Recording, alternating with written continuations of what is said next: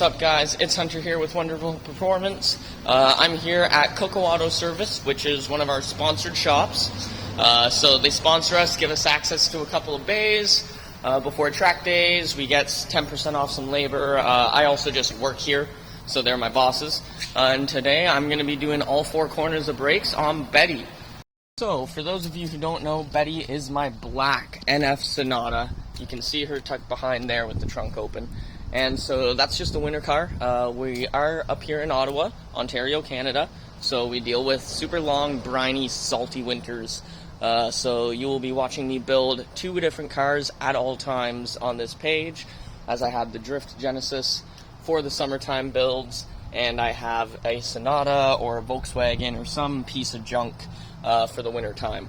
So for the Sonata's brakes, I just got some rotors from AutoShack. They sell a performance drilled and slotted package, normally for front rotors on most makes and models of cars, as well as some front ceramic brake pads to go with the drilled and slotted rotors.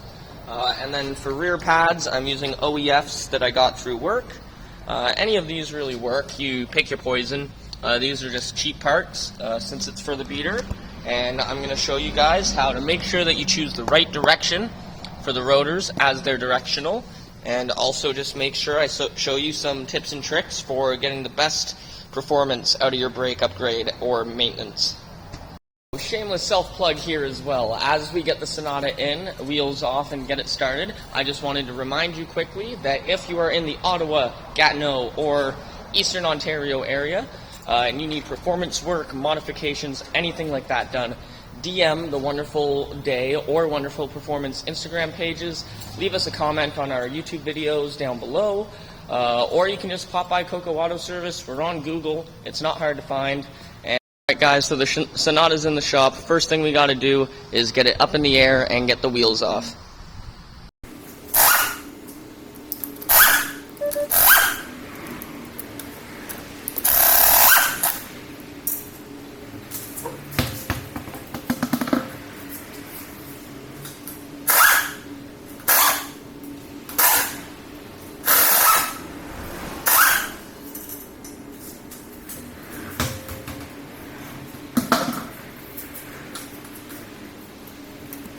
So, as you can see, the brakes, especially the rear rotors, fronts are not as bad, but they're all very rusty. This car has sat for most of the summertime.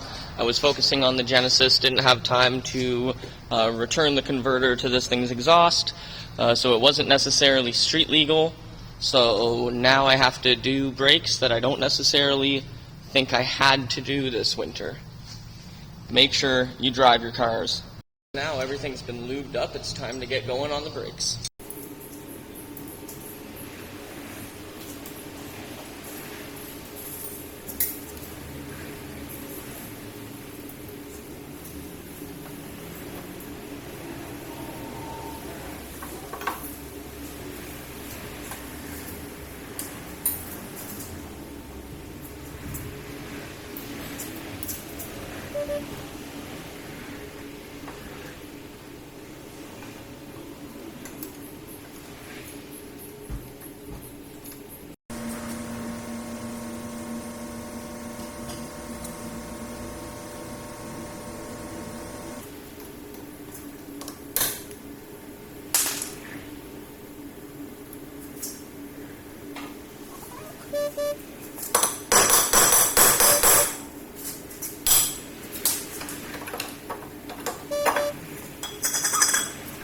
So as you can see, we've got the brakes off now. That's the parking shoe. The Sonata comes with the internal cable-driven parking brake instead of a caliper-driven one, which is nice because it means the calipers, you just push. Some of them, if you see them with a flat top in the piston here, you got to twist them. So I lucked out. This is why I buy Hyundais, because they're easy to work on and they're reliable cars. Sorry, the focus is bugging out. But you can see here that everything is totally rusted out.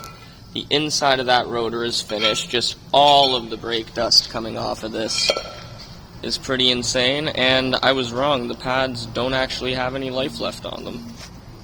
Next thing we got to do is clean up the bracket.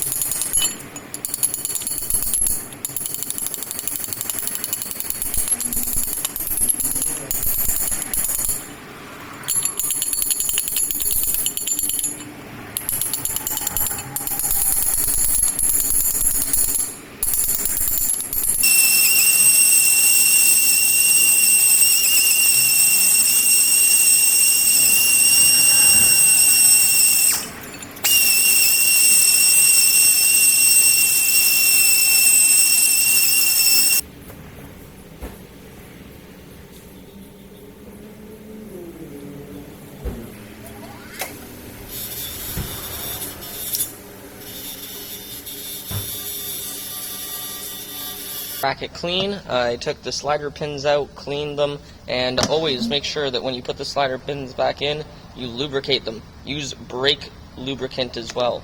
None of the low temp stuff. You need brake silicone lubricant. That's the white stuff you can see around the edge of the seal. And now you just put anti-seize in the cradle and return the original clips to hold in the pads. For my favorite part, unboxing the new parts. It's like Christmas.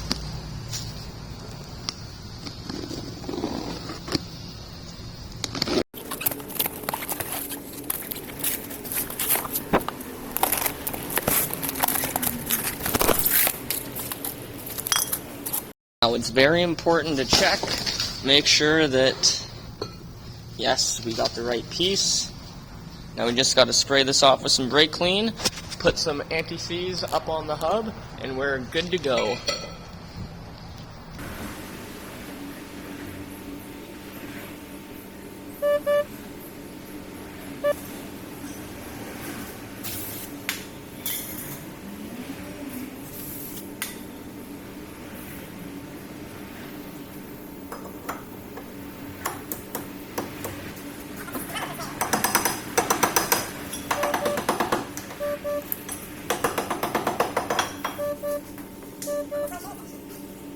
I'm an idiot.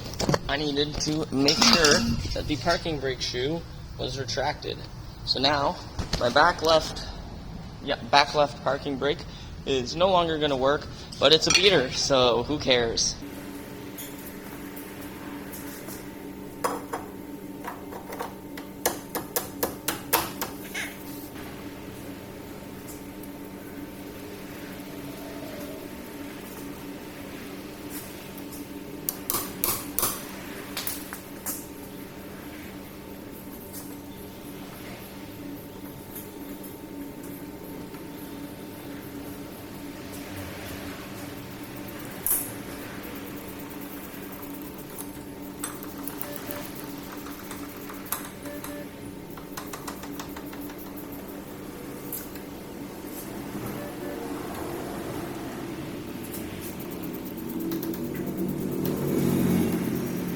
Rotor's on, the bracket's on, the clips are in. I have gone ahead and I have already lubed and anti-seized both sets of pads. Always make sure that you put lube at least on the pads so that they actually slide into the bracket. Now it's just time to put the pads in and put the wheel back on.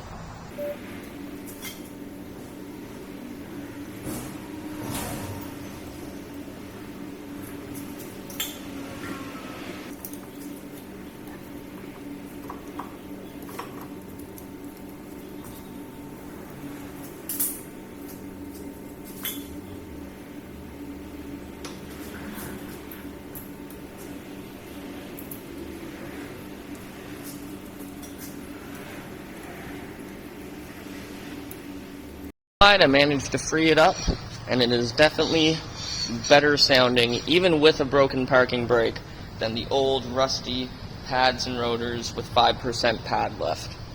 This is beautiful. I will be able to stop again. Time to finish off the rears, and then I will let you guys back in when we do the front. As you can see, the backs are all finished. We got shiny new rotors and some anti-seize and lubed pads. Time to move on to the front. Like always, it's Christmas time.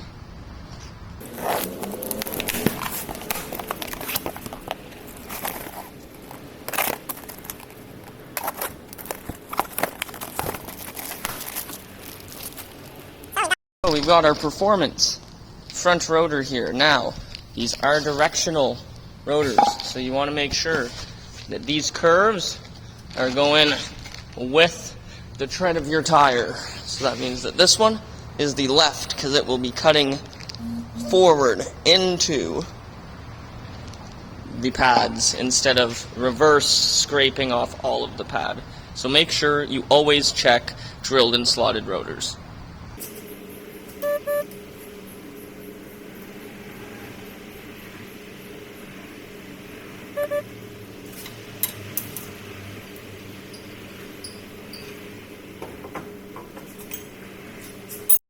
So here on the front brakes, there's the 2 bolts at the back of the bracket that hold it on. The bottom is fairly accessible right down there, but the top, they have tucked into the knuckle. So I've got to remove this section of brake line so that I can get a socket in here to remove the holder.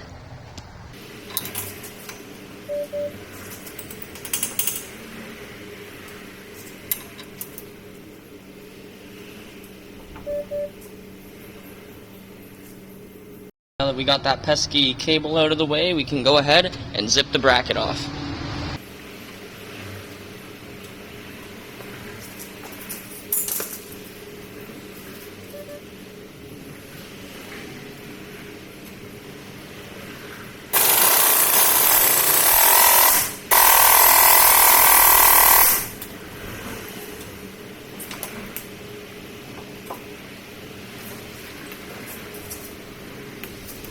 Nothing I have on the gun is getting this bracket off. This happens with a lot of rust, especially with cars in Canada. Good thing, they sell 500 foot-pound breaker bars up here.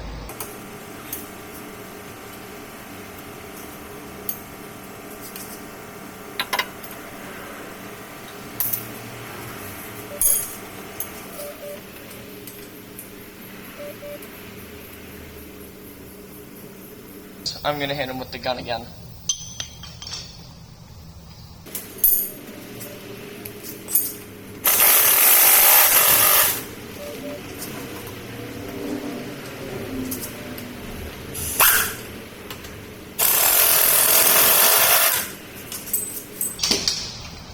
Look at the rust on that. The camera's gonna focus here. Just straight brown. Yep, these pads are finished as well. Rotor's good and rusted. Another busted bolt.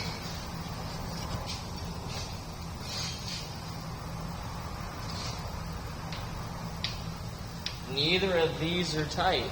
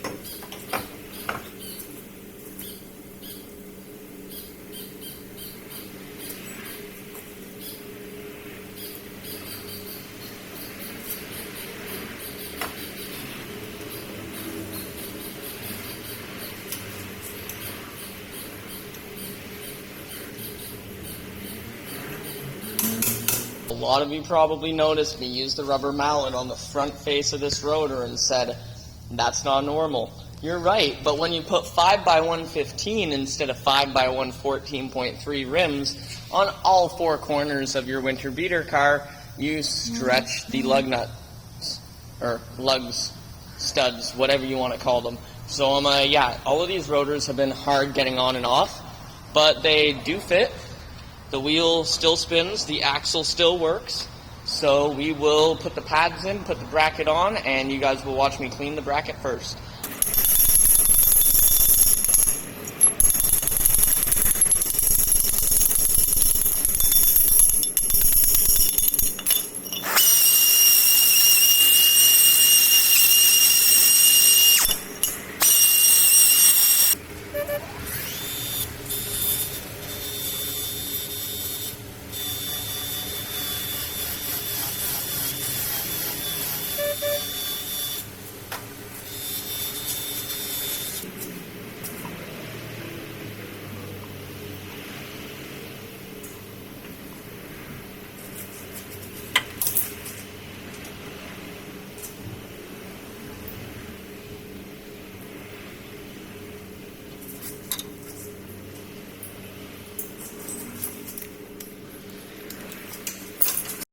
looks like. In order to get that table back lined up, you actually want to put the caliper back first.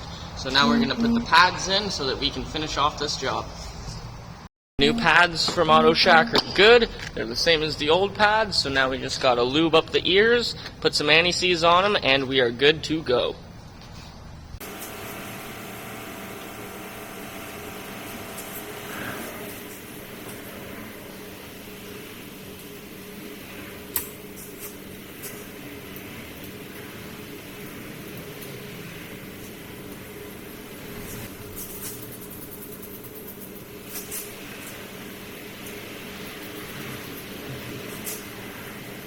Now that the caliper is back in, this line has much less tension on it. We might be able to actually line up the bolt. So you guys only saw me do the driver's side by reason of time constraint. I'm new to this still, and taking videos while working on my car has made brakes take 3.5 hours magically instead of an hour and a half. So there's that. I want to go home tonight. It's Friday.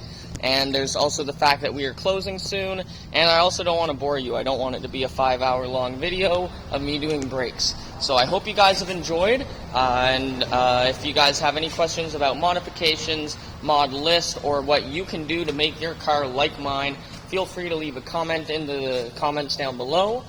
Make sure you like and subscribe, as we are still getting on the ground and running, and the more of you that subscribe and like and comment on each video, the higher up in the algorithm we go, and the more content we can bring you faster. So stay tuned and have a wonderful day.